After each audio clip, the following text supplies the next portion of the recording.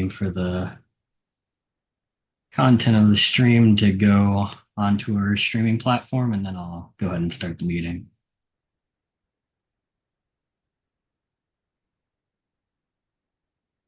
Okay, and it looks like that's working now. Share screen.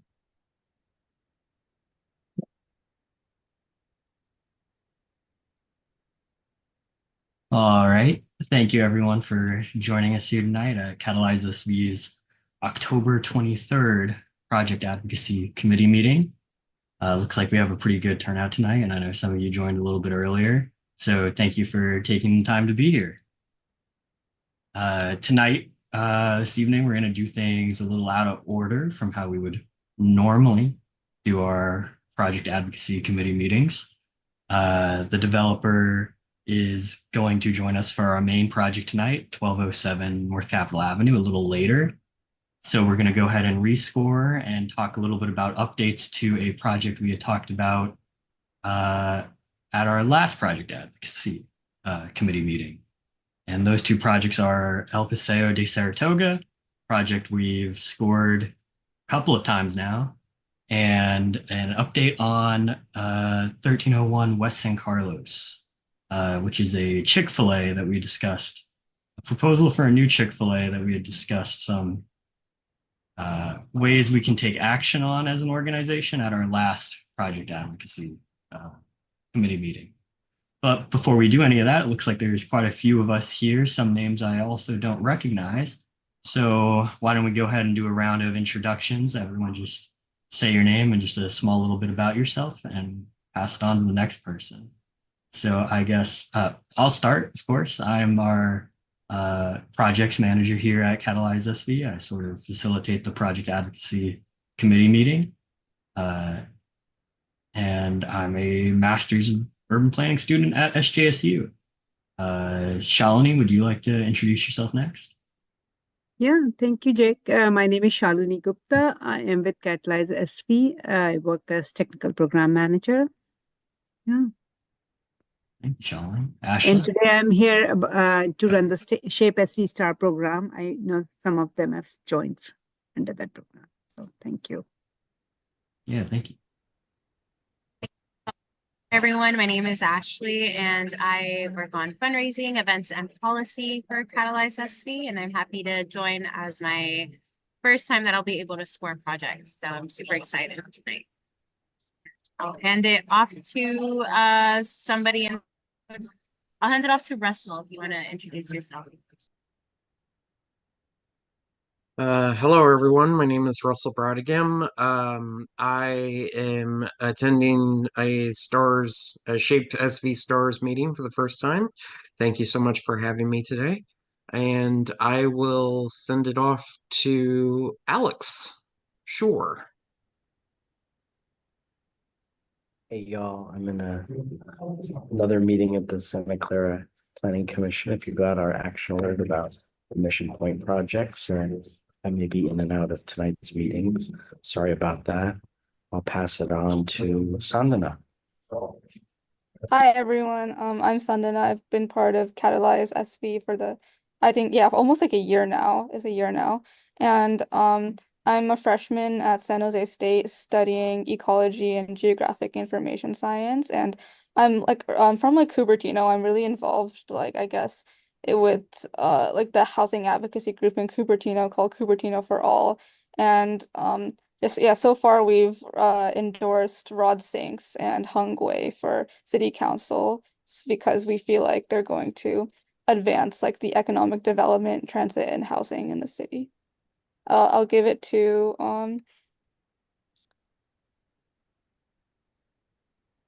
Gabrielle.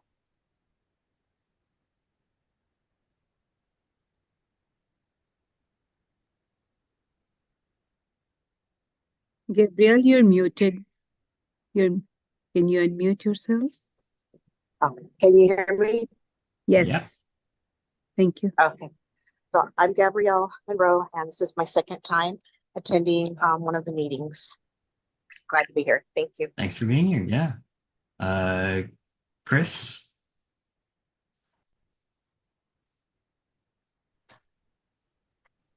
Hi, I'm Chris. So yeah, I've been with Catalyze SV since March. And I've been with the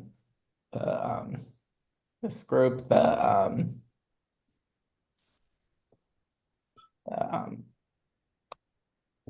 CSV meeting since about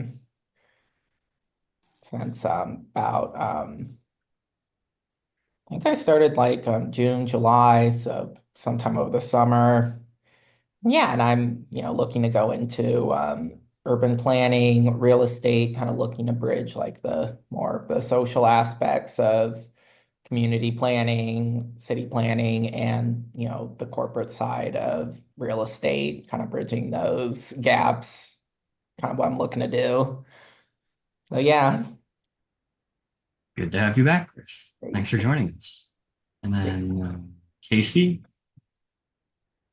Hi there, yeah. I've been with Catalyze SV for about a year and a half or so, and I spent my career in doing sustainable residential design and construction, and I'm really passionate about smart growth, affordable housing, and all the things that we're looking at here. I'll pass it over to Mackenzie. Hi, everyone. My name is Mackenzie Dibble, and I am here representing Danco Communities tonight and our project on North Capitol Avenue. So thanks for having me. Yeah, good to have you joining us, Mackenzie. I was gonna have go through things a little bit reverse, but since you're here, pretty much on time, I guess after we're done with our introductions, if you'd like to go ahead and present the project. Sure, thank you. Yeah, okay. Carlin, would you like to say just a little bit? Yeah, just a little bit. I've been with Catalyze since nearly the beginning. Live in West San Jose, and interested mainly in urban planning and urban village development. Thanks for being here. Nomi, hope I'm pronouncing your name correctly. If you'd like to say a little bit about yourself.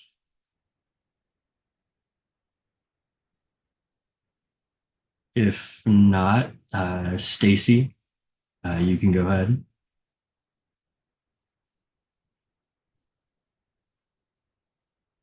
Or anyone who hasn't introduced themselves who wants just to say a little bit, you can go ahead and say your piece and then we can move on.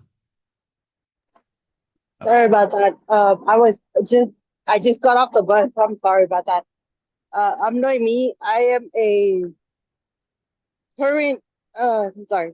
I'm a graduate. No, I just recently graduated from San Francisco State and I live in San Mateo, but I am more involved in the city of San Francisco. Right now with the election season is going, we're all gearing up for November 5th.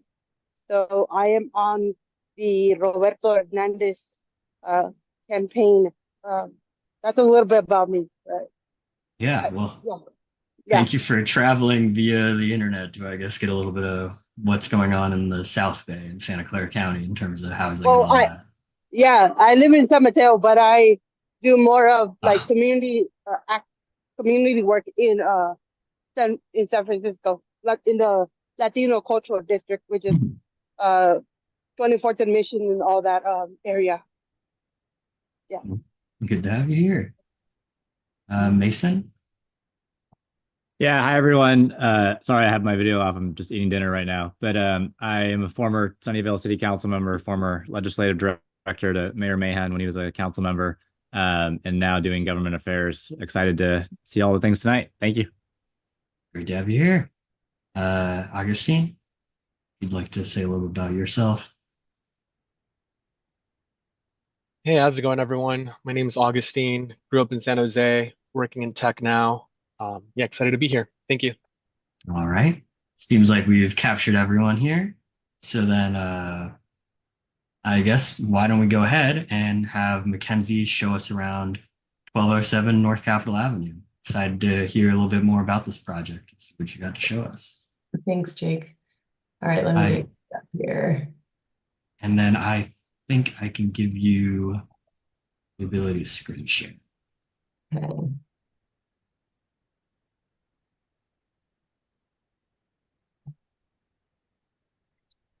So, okay. There we go. Yep, getting it. Okay. All right. So can everybody see my screen? I do not think so. Okay. So you share.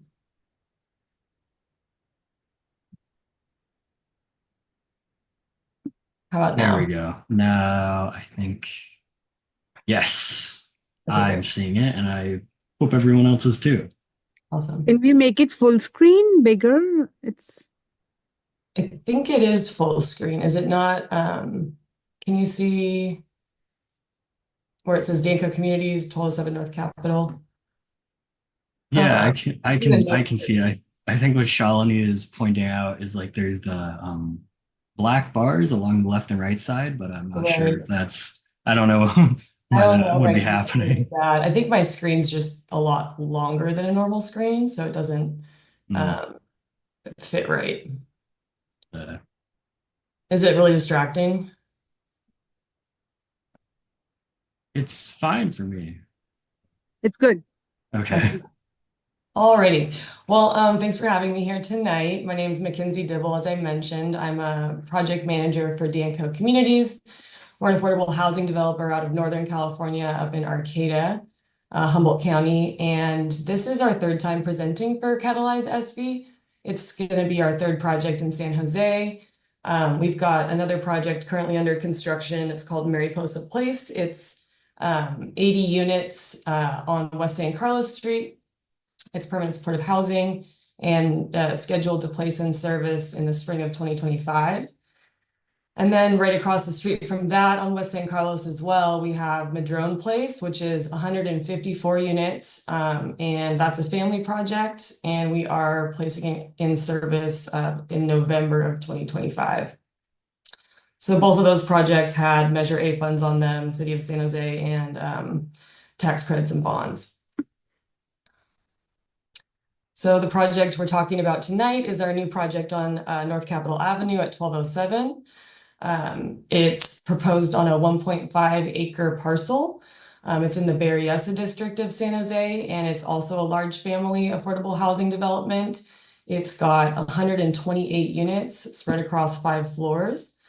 The property was originally entitled as a daycare, so you might have seen that online if you looked up the address, but we're purchasing it currently and re-entitling it for affordable. And there's also a single family home on site.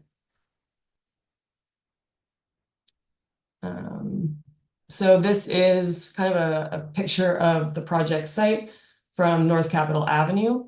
The project site's on the right, and then you can see the light rail station is just across the street from it. So the location is great with connectivity. It's right across the street from the rail station, and it's just a block from the on-ramp to Freeway 680. And this is kind of the same view, but the vision of what the project would look like once built.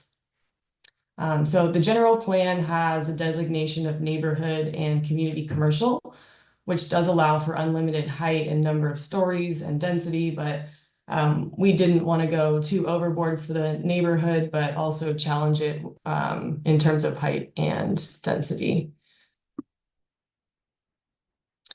So this is just kind of a screenshot of the transit map from San Jose. And you can kind of see our project site. It's right here with the black little housing icon. You can see the Berryessa station is here. The orange line, connects tenants with other parts of the light rail, the other lines of that. There's also lots of bus lines that go through this area. The bus line 61 at Berryessa and Capitol would take passengers from our project to the transit hub, which is just about 10 minutes away. And that's a really regularly scheduled bus that goes about every 25 minutes between the hours of 7 a.m. and midnight. And this is kind of, I'm not sure if you can see that too well, but the red circle outlines a quarter mile from the project site. So within a half a mile, or about a 5-minute walk, we've got a Safeway, a CVS pharmacy, a Dollar Tree, various restaurants, a church, and some dental offices and orthodontics. A half mile is the orange line, and within that radius, we've got a bank and lots of elementary schools and parks. And then the 1 mile line would be the green line around here. And from there, we've got the Berryessa Community Center, a lot more parks, elementary, middle, and high schools, and daycare centers. So the project site, while it's on kind of a main thoroughfare, is largely in a single-family residential, less urban feeling part of town. But it still has all the necessities that people would need on a day-to-day basis. And as I mentioned, amazing transit that's right across from the site. So a bit about the project description and the affordability of the project. As proposed now, it's a 5-story, 128 unit, 100% affordable housing project. Our unit mix is 31 bedrooms, 55 2-bedrooms, and 43 3-bedrooms. We've got a ton of open space in the project itself. It's got about 12,000 square feet of open space, including outdoor amenity spaces and indoor amenity spaces. And 88 of the 128 units do have private balconies as well. In terms of, oops, sorry about that. In terms of parking, we've got 52 on-grade vehicle parking spaces. 8 of those are EV and 11 would be EV capable. We've got 2 motorcycle parking spaces as well, and 55 long-term bicycle parking spaces and a bicycle room on the ground floor. And then there's also scattered short-term bike parking that would just be like bike stand locks outside. And the project is also affordable for individuals earning between 30 and 70% of the area median income. We're also going to be reserving at least 10% of the units for permanent supportive housing. We're currently in underwriting on a loan to purchase the property with CSH, or Corporation for Supportive Housing, and we are scheduled to close in a few weeks. So this is the view from across North Capitol Avenue. The building's frontage features a 14-foot setback, creating 2 inviting entry plazas equipped with benches, short-term bike racks, and lush landscaping. The design kind of acts as a buffer zone in front of the building and also enhances the vibrancy of the streetscape. And then inside, the ground floor offers a variety of community spaces for residents, including a game room and a cafe, a community kitchen, a fitness room, yoga studio, and a spacious lobby. So these elements are meant to activate the ground floor exterior and minimize the presence of blank walls. And there's also one place where there is a 29-foot blank wall. So we're going to be figuring out some kind of like an art feature for that location.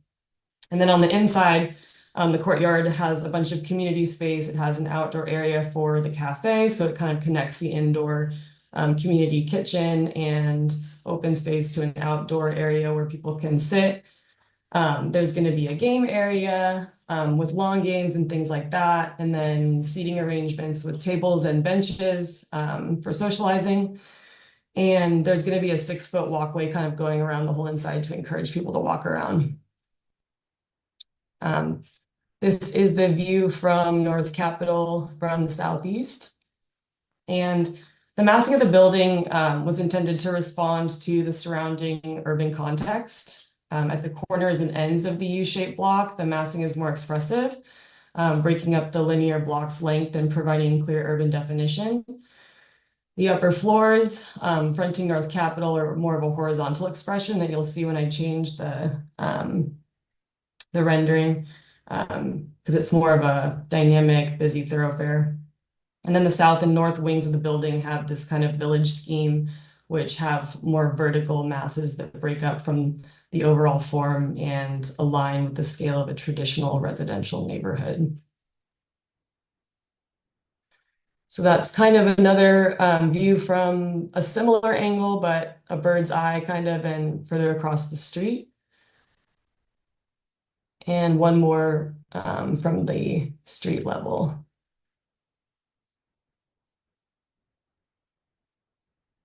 So this is a view of the North Capitol sidewalk frontage. So the entrance to the project from North Capitol. This is going to be where the cars go in, kind of a little bit farther towards the back. So there's going to be storefront windows at the first floor, as well as the wide sidewalk area that I mentioned, which is intended to give a more dynamic and inviting transitional space. The site is going to be richly landscaped with shade trees throughout the interior courtyard and parking lot. And the south wing features a wider band with outdoor amenities for residents, enhancing the living experience with pleasing outdoor spaces. And there will be trees to kind of buffer the North Capitol Avenue street front. So this is the material palette for the project. It's got kind of a rich array of hues and tones and textures. And we're envisioning wood composite siding, metal wall panels, cement board panels, and perforated metal panels for the guardrails.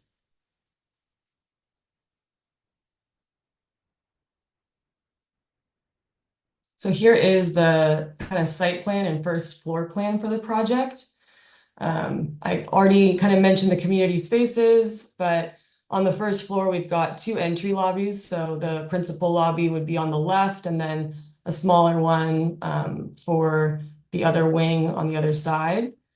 And you can kind of see where cars will drive through a sort of underpassing to get into the parking lot. You can see here we've got offices for supportive services and for the office or for the property manager here.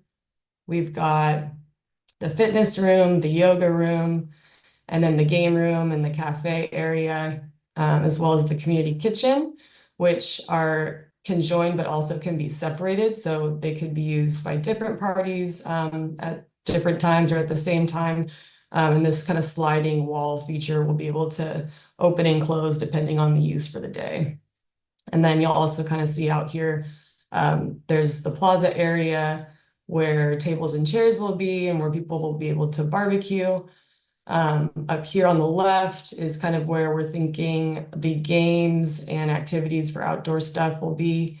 And there's also laundry on both sides for ease of access for tenants in different wings. We've got the package room for Amazon deliveries and things like that. And the bike parking is also here at the edge of the parking lot. And so this is the floor plan for floors 2 through 5. So it's identical on all of those floors. And you can see that each has kind of a lobby where the elevator would be on each side. And then there's a lounge and laundry room on each floor as well for tenants to use.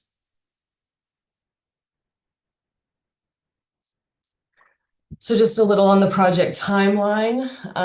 I mentioned we're going to be closing on the property with an acquisition loan early next month. So that's exciting. And then in the winter and spring of 2024, 2025, we're going to be completing our outreach process, completing our entitlement package and our CEQA process.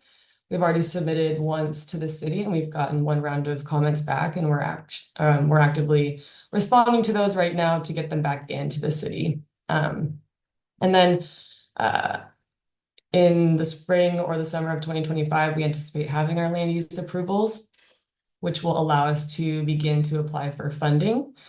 And then the rest of the schedule is kind of in flux, but you know, if we get funding in the first round of tax credits this next year, then we'd be able to close on construction mid-2026 and then start construction soon thereafter and then be complete with construction within 2 years. But it's all dependent on the funding opportunities and competition.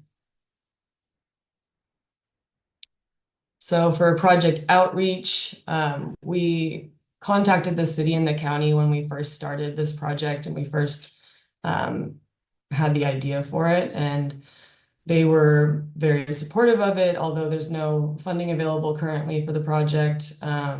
They're on board with it and have been helpful in connecting us with groups that are able to help us along the way. We've also had a couple of meetings with Destination Home in the county in terms of talking about a different kind of a permanent supportive step down model. So while the county isn't committed to offering services to the project currently, there is the potential that they could collaborate with services in when it's completed. We do have enough money in the budget right now for just having our own service package for the residents, including the permanent supportive housing tenants, but collaboration with the county would be huge.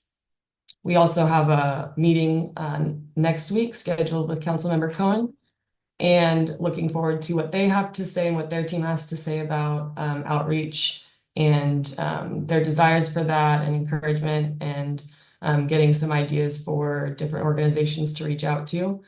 And then we'll be starting the neighborhood meeting process, and we anticipate hosting a few meetings so that the neighborhood associations and local businesses and potential future tenants can come together and help us collaborate on the project. And that concludes my presentation. So if anybody has any questions, please let me know, and I'd be happy to answer. Yeah, Mackenzie, thank you for presenting the project to us. That was really well put together and full of details. And like you said, let's open it up to questions, I guess. Mason, you already have your hand up, so go ahead. Yeah, great project. Glad to see affordable housing always coming to the Bay Area. The question I just have is, have you been in contact with the regional housing measure discussions? And I don't know if they're going to throw it back on the primary, probably not, but if they're going to wait 2 years to do that, and then how long that might be a source of funding for you, like a Measure E Part 2, essentially. Yeah, the good thing about this project is that we're not even anticipating needing to use those funding sources to be able to round out our capital stack. If those, if BAFA or Measure A come back around and put out a NOFA, we'd be more than open to applying for those funds. But we were kind of thinking that, with not having a podium on this project, with not necessarily using those funding sources, and therefore not having to use prevailing wages on the project, that we could keep the costs down and make it work with tax credits and bonds and a couple of other financing sources that aren't so slow moving and just ones that are available currently. So yeah, we'd be open to that and definitely looking out for those opportunities when they do come around, but we're not going to be constrained by them. Is the idea. Thank you.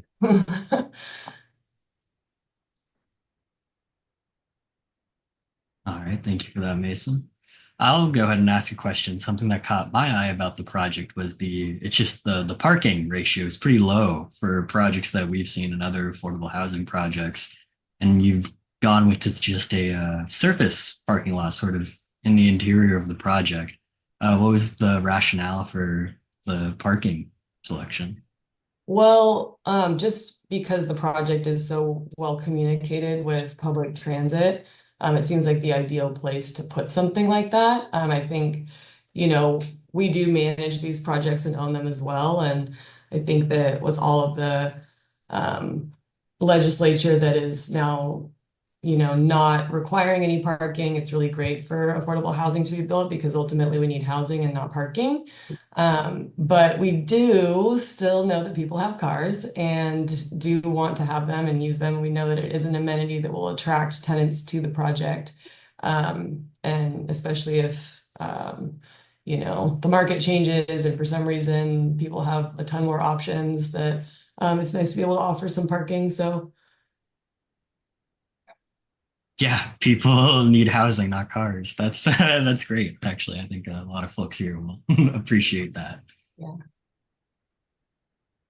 Casey, do you want to go ahead? Yeah, thanks. I had two questions that came to the top of my mind. When you were mentioning that you're including a service package for tenants, I was just curious what that is, what you're including about that. And then second was if you could speak a little bit about if and what you guys are doing around sustainability, energy, water, material choices, things like that. Thanks.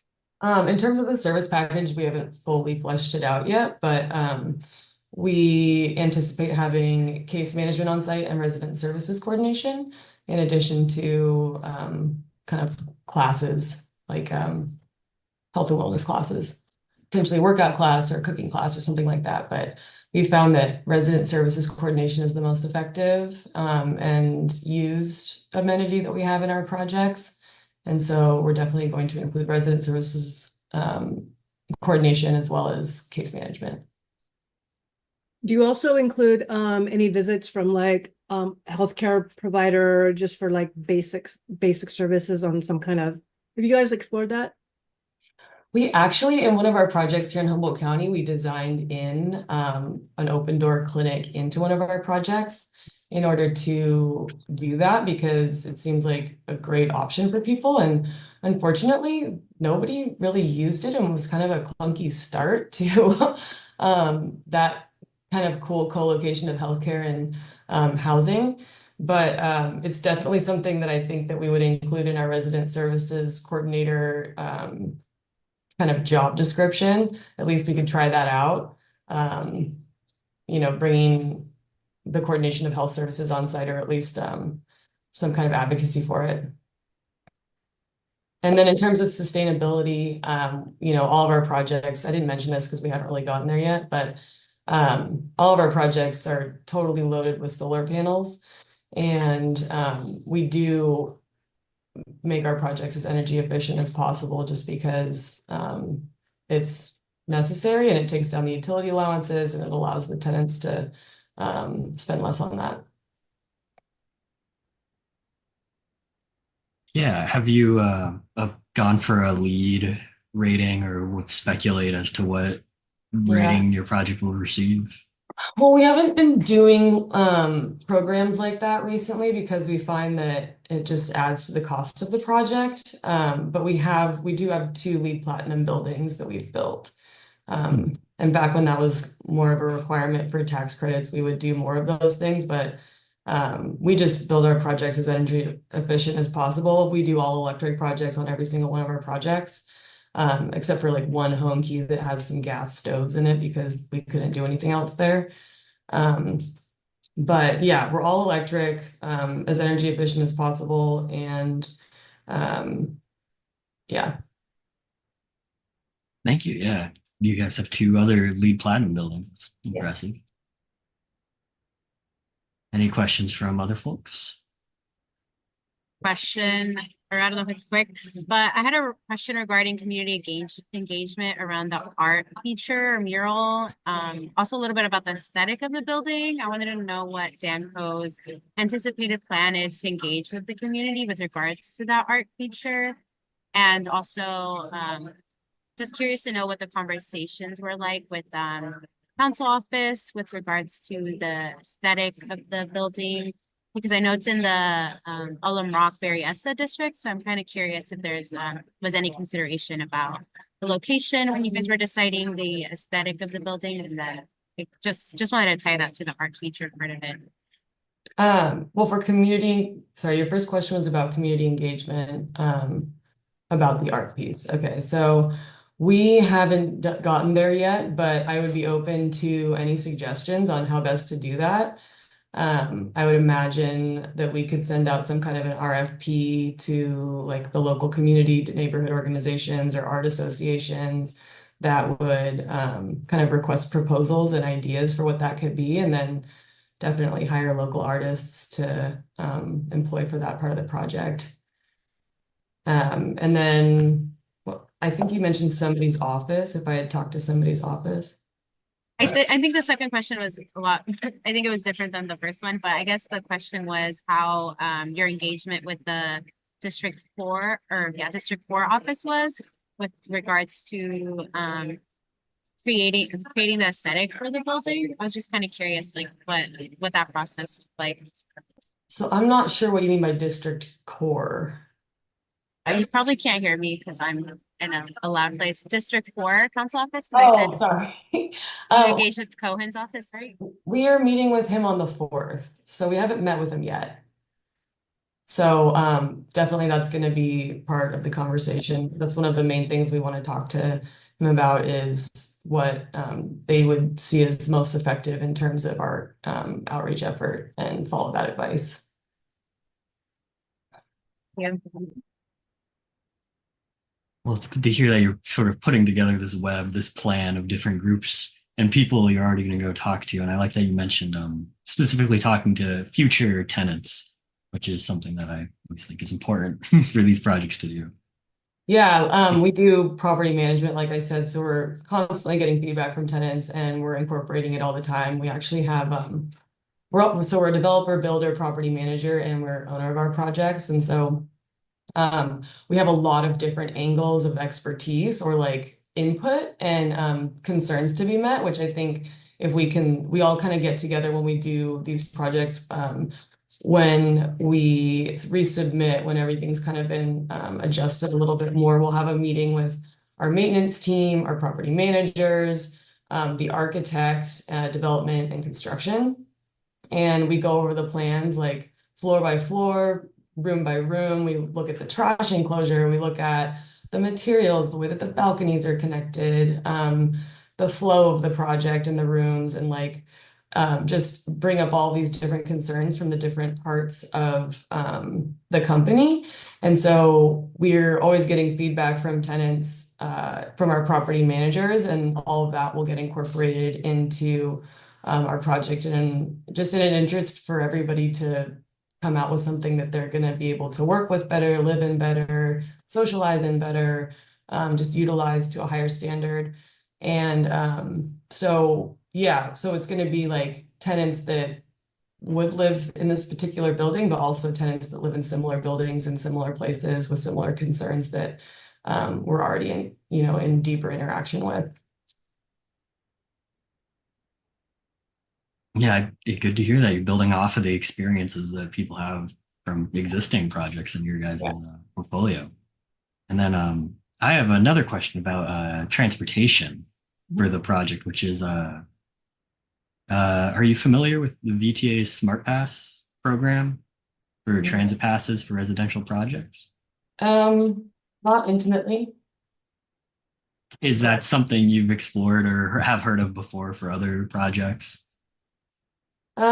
We have not got a plan, I don't believe, to purchase them for tenants, but it's definitely something that I think, especially when the question of less parking comes up, that we would like to incorporate into the projects, especially if like we see, these ones that we're building on West San Carlos, when those kind of come to fruition, how much parking is needed, how much people actually would rather just have a pass and potentially be able to incorporate more amenity space on the ground floor, or more units, more housing in these projects where, the land cost is so high, and it's really kind of a shame to pave it over instead of build it into a functional living unit for somebody. So I wrote that down, and I'll definitely check it out.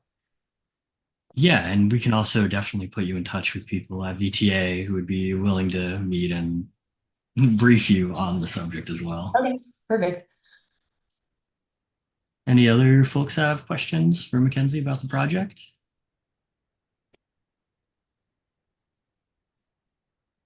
Well, I can send you all the slide deck from this evening. Yeah, that'd be great if you could send it to me and I can distribute it to folks as well. Also, I do have the plans that you had shared. Okay, cool. I have a quick question. Oh, yeah. Go ahead. How's it going, Mackenzie? I just want to know from a logistical perspective, what are some of the biggest obstacles for you when working on these projects, and how do you overcome them? Ooh. Well, I think first of all, land cost is a big one. In working in different communities, oftentimes we can get longer escrows for these projects, and so we're not forced to commit to a project at such an early stage by buying, a $10 million piece of land.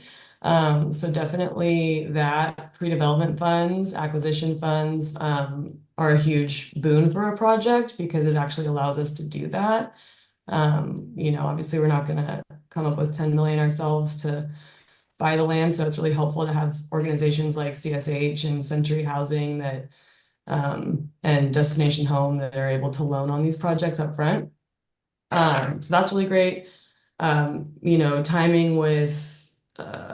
Timing and resources invested into the entitlement process is a huge challenge.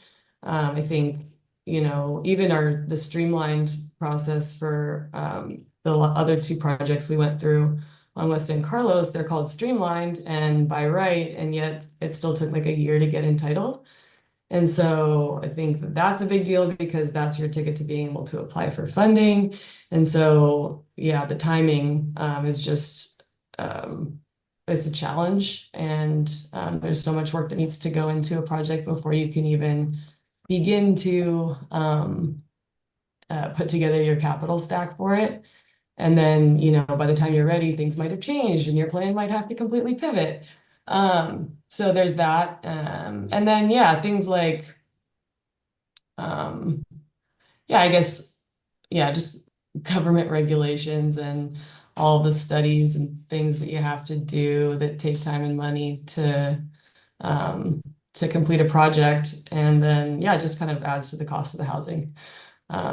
And then, just the fluctuation of the building market, building materials, labor costs, all the normal stuff. But I think that's mostly it. I have a question, Mackenzie. So can you throw some light on how does the community engagement process works and what is a good community engagement considered by the developer standard? Yeah, I mean, I think you could go as far as you want to with it.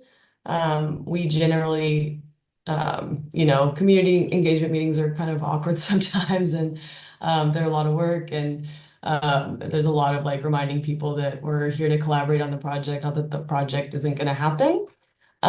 So I think like educating people about what we're talking about is really important. It's like, let's collaborate on how you want the project to look versus trying to fight the project. Because, I think people really want to do right for their communities. And I think that there's just a lot of misinformation out there around, what affordable housing is. Like I live right next to one of our affordable housing projects and it's 80 units. There's permanent supportive housing units in it. And I don't notice it at all, but a lot of people would be like, you have that in your backyard. And I'm like, yeah, and it's totally great, And so I think just like building a narrative around, personal stories and like bringing kind of like the humanity to it is really, really important. It's not just about the building, it's about the people that live in the building. And so kind of like reframing the conversation in that way. But yeah, so it just depends on the community you're into, I think. So generally we do 1 or 2 meetings. We don't go super overboard with it because, like we are pretty good at what we do, I think. And we do listen to people and we do incorporate things that people are going to like. And if we find that they don't, we'll not put them in another project. And so, and we're working with design experts and we're working with cities and communities that know what they want. But yeah, so a couple of meetings and engage people and try to get some good ideas from them is what we do. Thank you. Yeah. Thank you for that answer, Mackenzie. And thank you for that question, Shalini. That was a really great question. I feel like we should be asking more developers, not just what they're doing for community engagement, but what through their eyes is like good community engagement. And that was a good answer, Mackenzie. Thank you. Casey, go ahead and fire away. Yeah, Mackenzie, would you take us back through the first floor plan and show us more about, you mentioned, I think you mentioned some like community spaces, gathering spaces, game spaces, but I guess if you could walk us through that, because I didn't really see it on the plan. Sure. Let's see if I can, I'm not going to do the PowerPoint, I'll just do the plan. Thanks. Yeah.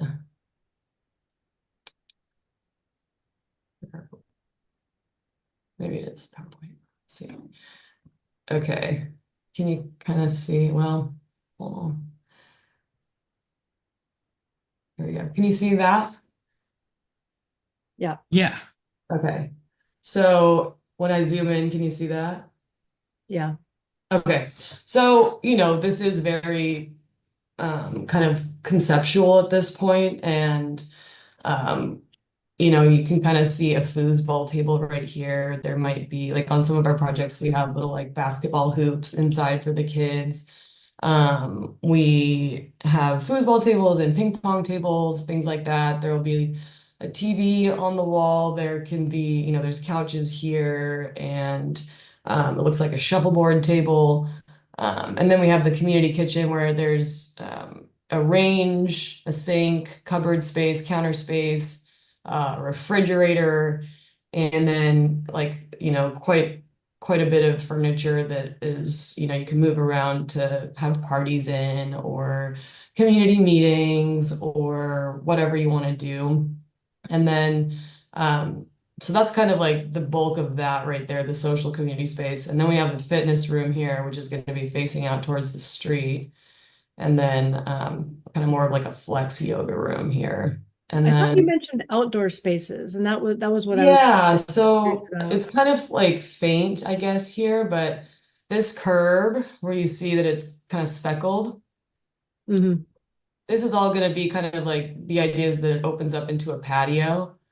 And there will be kind of like yeah, I was thinking about it when I was putting together the presentation today, that I wish we had renderings of what was inside, because we don't have anything right now that shows, what it's gonna look like on the interior. But so it'd be like a barbecue, some tables like dining or bistro tables out here. So this whole area would be kind of like outdoor cafe kind of a thing. And then there's this kind of green run right here where there's going to be trees and landscape planted. So there's like a little bit of a buffer between the units that face out here.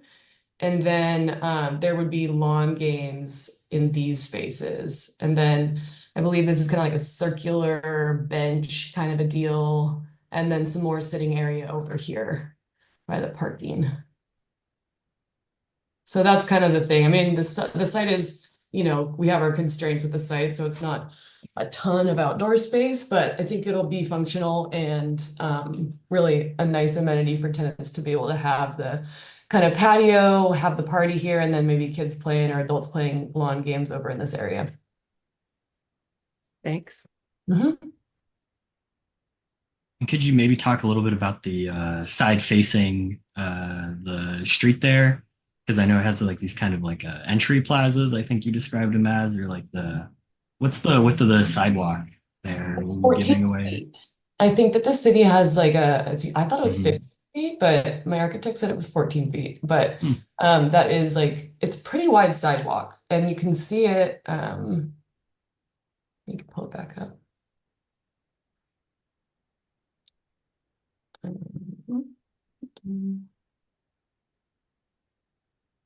See. Sorry. Where am I? There we go. Okay, share. Here we go. So here. Yeah. So yeah, this is what the street view is going to look like, or the sidewalk in the street. And you can kind of see it's like pretty wide sidewalk. I know that some of our planning comments came back with that these tree wells need to be a little bit bigger so that these trees can grow up in a good way. And then, yeah, there's tons of trees that we're putting in on site. And yeah, so it's kind of like this is going to be the amenity area, fitness space, yoga room, and then yeah, just like a really wide sidewalk kind of transitional space from off the street. And I don't think you can see super well, but this is kind of that place we were just looking. So sidewalk and then kind of a wider entry plaza is here. And then it opens up into the lobby, and then you go into the game cafe space. And then on the other side, it's kind of a similar thing. Let's see. So the other one would be right here Yeah. for the other kind of wing of the building. Thank you for going into that. And I like the very obvious sort of bike racks. Sometimes I get nervous if I'm biking somewhere and I don't know where I'm going to be able to lock up my bike. So having it just being very obvious where they are and located. Appreciate that. Yeah, there's a few on the interior as well. Right here, there's one. I think there might be a couple more.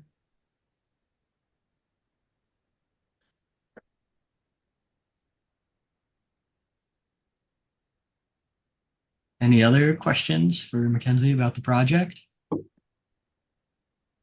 Yes. Oh yeah, go ahead.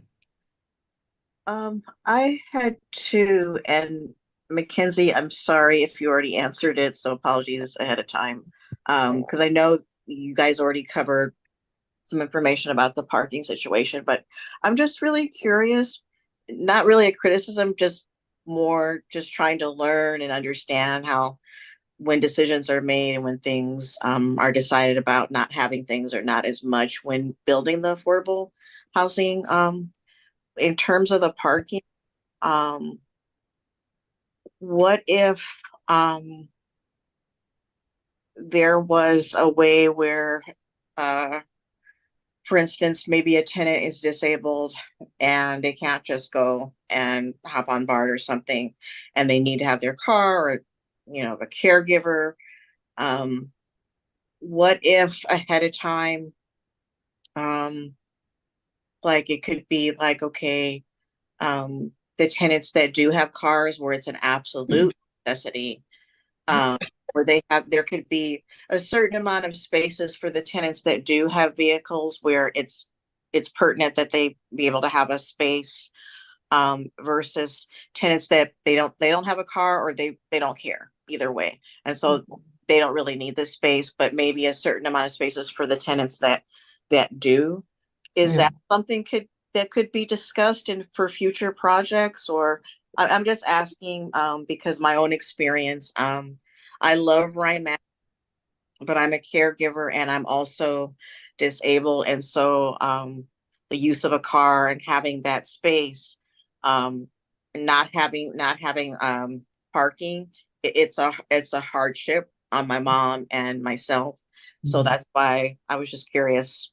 Is it more of a financial reason to not really be bothered with the parking? Well, like I said, when we're designing these projects, like one of the main complaints from our property management team is the lack of parking, even if there are like one or two spaces per unit. But that's also in more rural settings that we would put parking that's like, 1.5 or, 1.75 spaces per unit. But yeah, I guess with the access to transit here, we were thinking that it would be a little bit more kind of like on the wave of the future in terms of we're, trying to get away from parking as a society. We do have the amount of ADA spaces that are required by code, which I think is 4 or 5. And we generally don't do assigned parking, but it's something that we could look at. And I do believe that if somebody who is disabled makes a request like that we would need to honor that. And so, I don't know the answer to your question, but I can check in with our property management department because that makes a lot of sense to me, and I think it would be a concern. So I can get your email and get back to you about that with a better answer. But I appreciate your question, and I do think that if there's a need for a modification to a unit or to somebody's housing situation that would require them to have an assigned parking spot, that would be possible. Okay, sounds good. I definitely will supply my email. Thank you. Yeah, good question. Thank you for that one. And then Russell, if you want to go ahead and ask. Hi, thank you very much. I just wanted to add on to Gabrielle's point, only because I currently live in an apartment complex that was designed for disabled individuals, and most of the clients here are physically disabled. And there was not nearly enough parking designed. There's only 20 spaces here, and already there's more people with cars than there's parking spaces. It's actually become quite the back and forth tug of war between tenants and management now, where management has had to levy tow vehicles to come and take cars away from people that don't have parking permits because there just isn't the space here. So in my personal opinion, I think that not planning for proper parking is something that can very easily come back to bite you if you're not careful. Yeah, I hear your concern. And I'll get your email as well and see what I can figure out from property management and do a little research. The parking requirement for this site is 0, so we are putting in a lot more parking than is required. But yeah, I hear you. Thank you for that answer, Mackenzie, and the question, Russell. And we'll take one last question before I think we close this off here and then go into our scoring session. So if anyone has anything left, go ahead and ask that. I just wondering how you're allocating the parking. Is it you buy a parking space if you need it? We generally don't have any assigned parking, and we don't charge for parking, so it will be first come, first serve. Okay. Yeah. But I will get your guys' emails, or maybe Jake, if you could send them to me when you're done, I can follow back up with you later on in the week. Yeah, from the folks in here, I believe we have their emails that I can get you that info. And then with that in mind, I'd like to just wrap up our Q&A here so we can get to scoring before, so we don't go overtime on our meeting. But Mackenzie, thank you for your presentation and all of the good information and all the good questions from everybody else. And once we do our little discussion here in our closed session tonight, I'll get you a preview of what we scored everything, and then in the following day, in the following 30 days, get you a more robust qualitative write-up of everyone's comments and thoughts and your score. Okay, great. Yeah, thank you guys so much for having me. I really appreciate the opportunity to present. And I hope you guys like the project, and I hope that you have some great constructive feedback for us too. Thank you. Take care. Good night.